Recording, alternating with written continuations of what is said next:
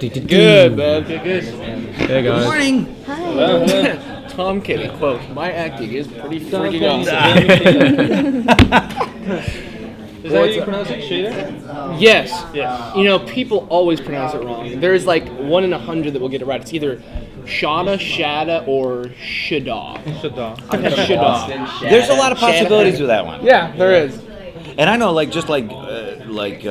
moderating some of these panels that I'm doing the last couple of days. Some of the names you get, you're just like, well, but some of them are names that it's people you know, and you go, and sometimes you get like that paranoia where you're like, have I been mispronouncing their name for like the last 5 years, and they've been too polite to correct me?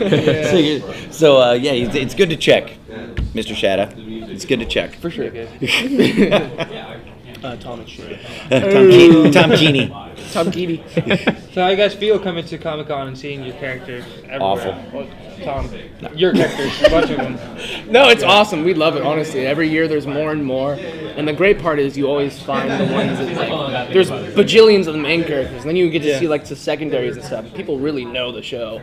And so it's just wall-to-wall. Finns, Jakes, Rainicorns, Ice King. The secondaries are, yeah, you're right. Yeah. Like when you start seeing like the B-list and C-list, where you're like, wow, that guy like worked his butt off on a lemon grab costume. Yeah, exactly. Yeah. That's like really great, you know. But you know, we were saying like, just since the show started, I remember the first time I saw somebody dressed like Ice King. You know, and it's like, you just get so excited. You're like, wow, you know, the show's connecting with people, you know. And that was the first year at Comic-Con. There was a family that was dressed up as all the characers before any of like the official costumes were out. Ground floor. So yeah, they were all homemade. I know. I wonder if they come here now and go, it's over, man. We were so ahead of the curve. Yeah. But they now you see like numbers of Ice King, Finn, Jake, you know, like we said, like the really obscure characters. Yeah. I passed by a very fetching Princess Bubblegum on the way in here, and I was thinking unclean thoughts. You know, to me, that's what's cool about coming here. It's kind of a kind of boots on the ground way to see how the show's connecting with people, because you know the way animation, you're kind of closed off in this geodesic dome where you're drawing and people are drawing and recording and editing and very dark recording in a booth and no windows in it, and the shows take a year to come out. I mean, this is all stuff but it's like that's what's great about Comic-Con. It's like people who see that finished product and go, this really connects with me more than other shows I watch and other shows you're on.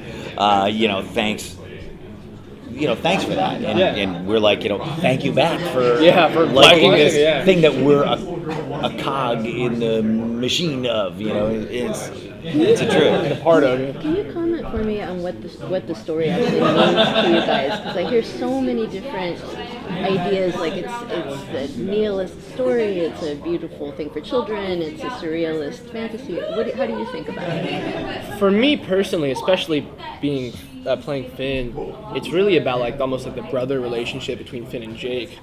That's what it comes down to for me. And then everything else, it's just all these. It's kind of a lot of real situations in this insane world. And then he was talking earlier about you have episodes where they're just sitting around doing nothing in this crazy world, but they're just chilling and playing some stupid game, and it's the best. I love seeing that stuff. Yeah. And if the alarm goes off, they'll go and fight the evil of the universe. But in the meantime, they're just farting around bored. Video games.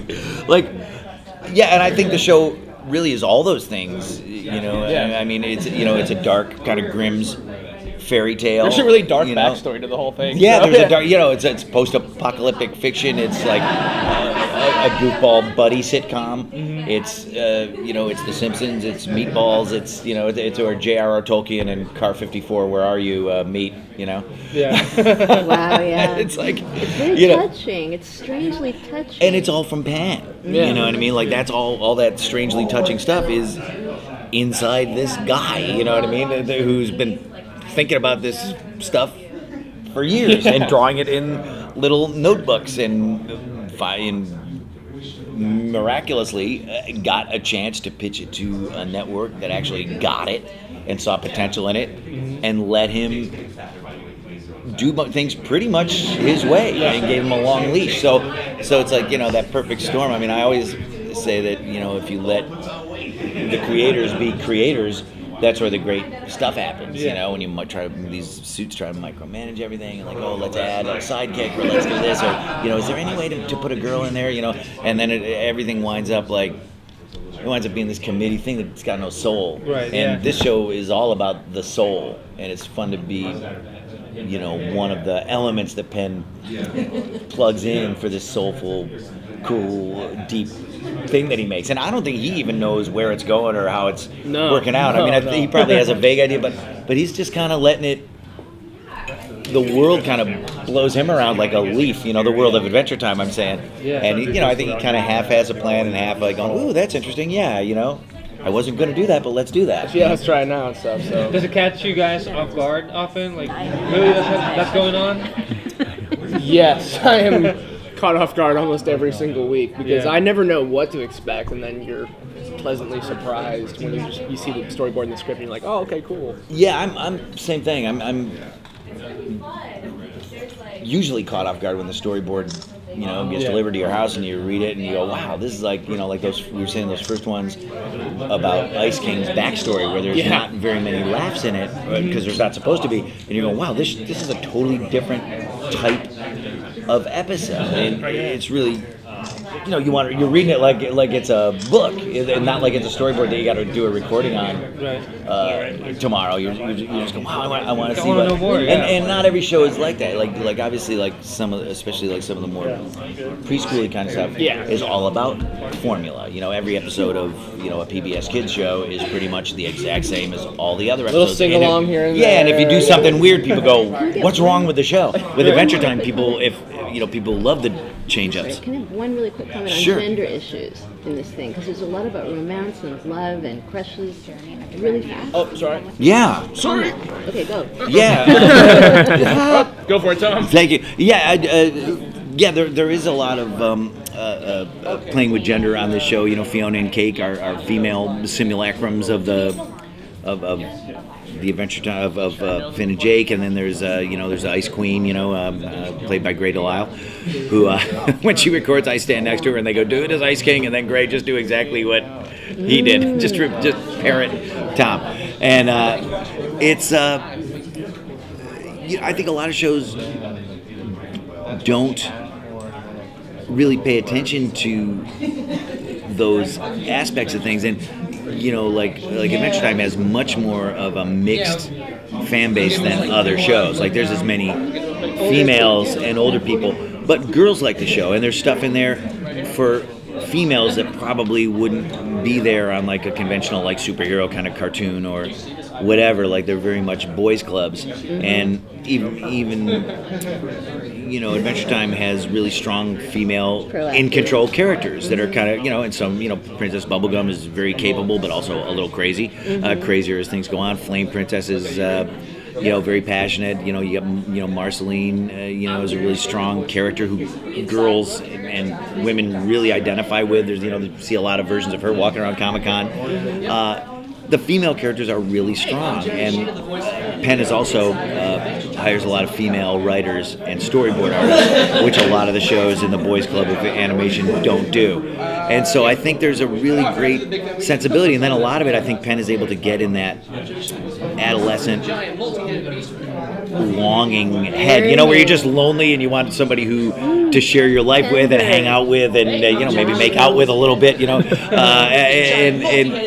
I think there's a lot of that kind of adolescent yearning on the show too that really captures that, and better than a lot of live action shows. It's like, wow, this is like not since Freaks and Geeks have I like seen this feeling like captured so good, It's kind of like Freaks and Geeks set in a J.R.R. Tolkien world, or Mad Max world, whatever it is. The tragedy of the Ice King. He's tragic. He is so brought down by his longing, and it's so beautiful. Yeah, he tried to be a good guy. He lost the battle, and it's kind of like a Wolfman, you know what I mean, where he got bit by this crown, and he's like, I can't help it. It turns him, and this is probably too deep, stupid actory talk about cartoons, but like I likened it to as his brain gradually went away. Older people I've known that have Alzheimer's and stuff like that, where I was just talking to a fellow voice actor whose dad is going through Alzheimer's now. So like this, this guy that you remember as being this strong, in control guy who suddenly starts losing pieces of himself. His physical capabilities are there, but he just doesn't remember who he was or who you are or what stuff. So I'm like, wow, the Ice King has Alzheimer's. It's like I had an even weirder reaction to that because it seems to me like what bit him and wrecked him in the crown is almost like the weight of having to be a macho dude. absolutely. And like his sort of longing for this thing he can't have in princesses and everything. Oh, yeah, Having yeah, to be, social like, wearing, ineptitude. the responsibility of the crown and taking stuff on like brought him down. Well, I know the responsibility of remaining as macho as I am can be crushing. Yeah. And I mean, look at this guy. When he flexes, it's just Yeah, exudes manliness. But yeah, I mean, how many cartoons or animated shows could engender this type of discussion? You know what I mean? Where it's like, you're actually talking about this stuff. So, Thank you. yeah, I mean, that's Always late. and I'm still thinking it through. You know what I mean? Like, You Apple. You and the I don't know why I got so angry. Wow. So there are two huge events coming up that we're both actually going to be